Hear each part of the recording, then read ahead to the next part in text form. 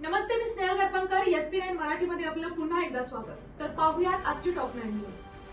कृषी पंपधारकांना बनावट वीज बिल देऊन कृत्रिम थकबाकी दाखवली जात असल्याचा आरोप करण्यात येत असून यामुळे शेतकरी तसेच शासनाची दिशाभूल होत असल्याचे म्हटले जात आहे. राज्य शासन इतर विकास कामांपेक्षा कृषी वीज बिलाची रक्कम प्राधान्यपणे महावितरणकडे वर्ग करते. त्यामुळे शेतकऱ्यांचा प्रत्यक्ष वीज वापर हा केवळ फीडर इनपुटच्या आधारेच निश्चित केला जातो. तसे आदेश शासनाने द्यावेत अशी मागणी राज्य इरिगेशन फेडरेशन विक्रांत पाटील यांनी केली आहे. तर पाहूयात आजची सविस्तर बातमी. प्रसिद्धी पत्रकात नमूद केल्याप्रमाणे प्रत्यक्ष वापरानुसार बिल आकारणी करण्याबाबत अनेक तक्रारी पुढे येत आहेत. त्यामुळे अंदाजे आकारणीची पद्धत रद्द करून राज्यातील 1026 कृषी फीडवर मीटर बसवणे गरजेचे असल्याचे त्यांनी स्पष्ट केले.